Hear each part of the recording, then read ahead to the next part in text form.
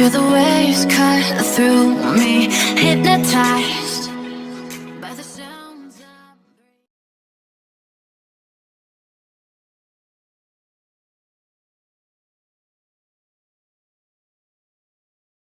Dalawa po ang bahagi ng aking pong ulat ngayon na gabi. Ang una po ang usual COVID-19 situationer at ang pangalawa po ay ang updates on biosurveillance. Can we have the first slide? Ito po yung mga pangunahin mensahe, Mr. President, para po sa atin mga kababayan. Unang-una, may patuloy na pagtaas po ng mga kaso sa mga regions 4A, Region 3, ang Central Visayas o Region 7, at ang lalong-lalo na po partikular ang NCR, na kung saan po nagpakita ng mataas na 2-week growth rate. Ang ibig po sabihin nito ay nagkaroon po ng mataas na bilang ng kaso ng COVID ngayon kasalukuyan 2 linggo kumpara po nung ikatlo hanggang ika-4 na linggong nakaraan. At sa NCR po ay ang critical risk ang Pasay City at ang Malabon City. Samantalang sa high risk level po ang Navotas, Makati, and San Juan cities. May 6 na pong mga rehiyon na asa moderate risk classification. Ang pangalawa pong mensahe natin, yung pong habang tumataas ang mga kaso sa mga naturang mga lugar, ay sinisiguro naman po natin na sapat po ang kapasidad ng ating pong sistemang pangkalusugan at kung saan man may mga kakulangan ay handa naman po tayong palawig ng kanila pong kapasidad. Ang Region 7 and CAR ay sa kasalukuyan may pinakamataas na healthcare utilization rate at 48 and 47% respectively. Pero maigi lang, Mr. President, as a low-risk classification pa rin po ang dalawang regions na ito. Ang high-risk areas, other than the region, ang Makati City and Davao Occidental po ay high-risk ang kanyang healthcare utilization rate, samantalang moderate risk areas ang mga sumusunod: Lapu-Lapu City, Ormoc City, Nueva Vizcaya, Santiago City, Ifugao, Mandaue City, Mandaluyong City, and Cebu Province. At habang patuloy pong binubuksan natin ang malaking bahagi ng ekonomiya at pagtukoy po ng mga tinatawag natin mga variants of concern, ito po yung UK variant at saka po yung South African variant, ay pinulong po natin ang mga National Capital Region mayors noong Sabado ng gabi. At dito po, pinaalalahanan po natin sila na paigtingin po ang kanilang pagsasakatuparan ng prevention, detection, aggressive isolation, and treatment response para po maputol ang kadena ng hawaan at madurog ang mga pagkumpul-kumpol ng mga kaso sa kanila pong mga komunidad. At ito pong mga estratehiyang ito ay atin na pong ginawa ito at napatunayan na epektibo sa lumipas na 12 buwan po na tinutugunan natin ang pandemic, COVID-19 pandemic response. Ngunit sa ngayon, dahil nagtataas na naman po, kailangan talaga mas mabilis, talaga mas enforced ang kanila pong pagsasakatuparan ng mga strategies na ito. Lalo na po yung sinabi niyo po, Mr. President, tama po kayo, kailangan talaga sumunod doon po sa ating pagsuot ng face shield, face mask, yung pong physical distancing, at saka yung regular na pag-sanitize or disinfect ng mga kamay at mga gamit na madalas pong hawakan. In fact, Mr. President, and fellow cabinet members, kung susundin lang po natin ito, ang protection na binibigay po nito, Mr. President, is higher almost the same or even higher than the vaccines. Kaya napakamahalaga po itong ating paalala sa kanila, Mr. President. So, ganun pa man, yun din na mga binanggit ko na mga variants of concern ay patuloy po na pinaiiting natin ang pagbabantay o pagmamatsyag, yung surveillance effort to monitor and detect ito pong mga areas of concern or variants of concern, Mr. President. So, Mr. President, ito lang po ang aking pong report at handa po akong sumagot sa mga katanungan. Salamat po, sir. Sir, have you identified the various variants that have emerged from this pandemic? Ilan, sir? If I understood you correctly, kung maraming tinatamaan, mas maraming kaso mutation na mangyayari. Tao por tao. Ayan ang mga kababayan ko, yan ang pinakadelikado. Pagtapok sa isa, lilipat naman sa isang katawan ng tao, maging sariling COVID-19 niya, plus yung nang mag-develop doon sa katawan ng tao.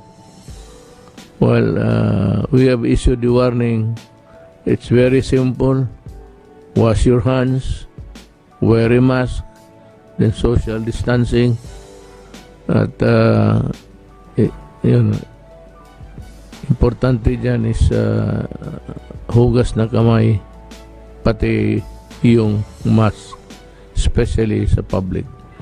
Hindi po ako nakalimutan, sir. Yes, sir. With your permission, sir.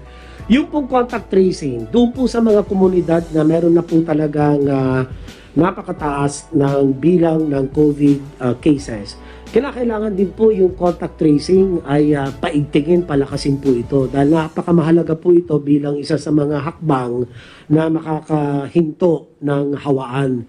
We have to cut the chains of transmission and crush the clustering of cases. So yan pong contact tracing, ang DILG po ang nangunguna sa pagpapatupad po ng contact tracing ng mga local government units.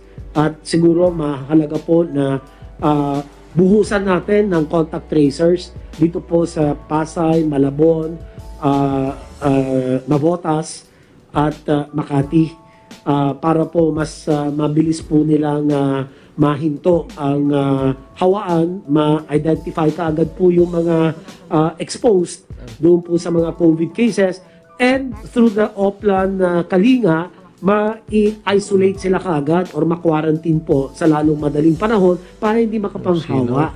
So, yan po ang pakiusap din po natin sa mga ibang ahensya po ng pamahalaan, pagkaisahan po natin ito para ito po magkaroon po tayo ng trend reversal. Imbis na tumaas, at least mapababa po natin ito dahil nga takot din tayo yung mutation potential increases when there is increased transmission. Salamat po. We have Charlie, Secretary Galvez. Mr. President, I will have a presentation to you on Okay. The update of the vaccination rollout. Okay. Mr. President, Senator Bongo, my fellow cabinet members, magandang gabi po. Next slide, please. Next slide, please. Yung briefing po natin po ngayon ay bibigyan po natin ng konting pahapyaw po yung global update at saka yung update po ng ating vaccine rollout. And then also yung akong update natin sa negotiation at saka yung mga indicative deliveries po natin, Mr. President. Next slide, please. So kung makikita po natin ang ating global vaccination, meron na po tayong 300 million plus. At ngayon po, Mr. President, ay tumaas po yung tinatawag nating daily rate natin na 7 million. And then ang nakakatuwa po ay nakasama na po ang Pilipinas sa mga numero at meron na po tayong more or less 44,000 na doses na na-administered. At yung ating doses ay na-delivered na po sa mga vaccination site, mga 463,000 plus. I will give you also the details. So minsan yung sa mga tinatawag natin yung mga restrictions sa AstraZeneca, mayroon pong data sa UK na nagsasabi na yung AstraZeneca jabs prevent 80% of hospital admission among over 80 years old. So kaya po nung nagkaroon po tayo ng deliberation sa NITAG ay yung AstraZeneca po ay in-administer po natin sa mga senior healthcare workers po natin. So binigyan po natin sila ng priority. And then also France, Sweden, and Germany now allowing the use of AstraZeneca for over 65 years after initial restrictions. And then yung US din po nagkaroon na po ng pangatlong kanilang tinatawag na US-made na vaccine, yung J&J. Nagkaroon na po sila ng tinatawag na tatlong vaccine na available po sa kanya.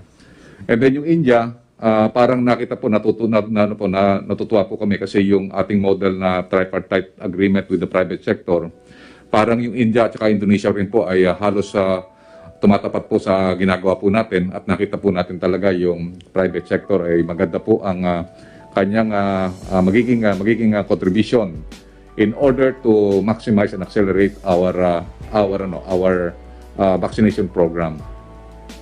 And then yung recent hesitancy po ng ating mga kababayan sa Sinovac, nung nagkaroon po tayo ng vaccination ng ating mga director ng mga hospital, tumaas po ang level ng kanilang confidence. In fact, doon sa Northern Mindanao Medical Center, almost halos 100% yung nagpapabakuna na. And also yung last Saturday dito sa Santa Rosa, yung lahat po ng civilian doctors ng Qualimed nagpabakuna rin po ng Sinovac at saka ng AstraZeneca. Halos araw-araw marami po nagre-request ng mga vaccine. Ibig sabihin po, Mr. President, talagang tumaas na po yung tinatawag natin na uptake o yung tinatawag nating tumaas na po yung kagustuhan ng mga ating mga kababayan na magkaroon na po ng bakuna. Next slide please. Kung makikita din po natin na yung sa mga bakuna na ginagamit sa buong mundo, yung AstraZeneca at saka Sinovac na ginagamit po natin, top 5 po yan. Meaning gusto nating i-assure na yung ating mga kababayan na yung ginagamit nating bakuna ay ginagamit na rin po sa napakaraming countries. So sa AstraZeneca po, meron pong 67 na approval. Ibig sabihin, 67 na countries na nag-approve na pwede po siyang gamitin. At doon po sa Sinovac, meron pong 15 countries. Next slide please. At kung makita po natin kung ilang mga bakuna ang ginagamit sa buong mundo, meron na pong 120 countries na nagkaroon na po ng administration ng vaccine worldwide. At makikita natin nangunguna ang Pfizer with 84 million. And then AstraZeneca, yung ginagamit natin, 46.5 million. Yung Moderna, 46 million. Yung Sinopharm, sir, yung Chinese vaccine natin, 40 million. And then Sinovac, 36 million. And then Gamaleya, 11.37 million. So kung makikita niyo po, Mr. President, yung anim na nauna, ito po yung kasama sa mga portfolio po natin. Meaning yung pinili po natin ng mga bakuna ay ginagamit na po ng mga maraming mga countries dito po sa mga ibang mga bansa. And next, tingnan po natin yung Sinovac.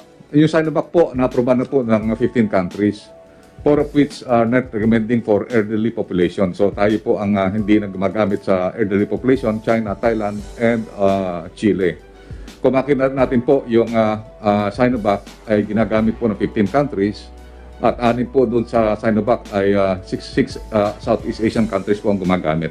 Kasama na po ang Thailand, kasama na po ang Malaysia, kasama na po ang Indonesia, at meron din pong in-import ang Singapore. Next slide please. So sa ngayon po, dumating po kahapon Mr. President yung 38,400 doses. Ito po yung pangako sa atin ng COVAX na 525,600. Yung nauna po kasi natin natanggap yung 407,200,000, meron pong hindi nakasama doon, parang butal po na 38,400. So yung binuo na po yan ay naging 525,600. Yung original po na tranche na binigay po sa atin. So nabuo na po yun. So tinanggap po namin kagabi po. Then ngayon, ang total na po ng ating doses na dumating po ngayon is from 600,000 na Sinovac at saka 525,600. So total na po, meron na po tayong 1,125,600 doses. At mamaya po, i-report po sa inyo sa ating mga kababayan, Mr. President, kung nasaan na po yung mga almost 1 million na doses po nito. Next. So nagkaroon po tayo ng rollout outside of Metro Manila. So nagsimula po tayo ng March 4 doon po sa Cagayan de Oro, sa Vicente Soto Memorial Hospital at saka po sa Southern Philippines Medical Center. Nagano rin po tayo sa BARM. Tuwan-tuwa po Sir Mr. President ang BARM kasi nakatanggap din po sila at alam po natin ang Sinovac ay halal po yan. And then, nag-ano rin po tayo, nag-roll out din po tayo sa mga different civilian hospital kasama po ang Makati Medical Center. Next. And then, nagkaroon na rin po tayo ng roll out sa AstraZeneca at saka po ng ang Sinovac. So, nung last March 6, kahit na po tsaka March 7, kahit na po weekend, nagsumama po tayo mag-roll out.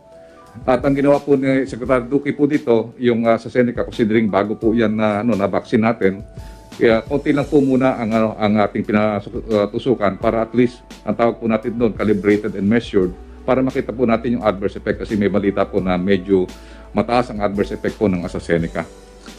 Can we ever convince them to get the vaccines for their own good? Yes, sir. I believe yung uptake, sir, natin from 37, tumaas na po, sir, ng more or less 50 na ngayon, sir. And then, pati, sir, yung tinatawag natin, sir, yung mga ginagawa po natin, sir, na roll out na yun, sir, because of our successful roll out. Dahil nakikita natin, sir, na though medyo calibrated, sir, yung natin, but we can see yung ating mga deliveries from the start that we have received yung vaccine.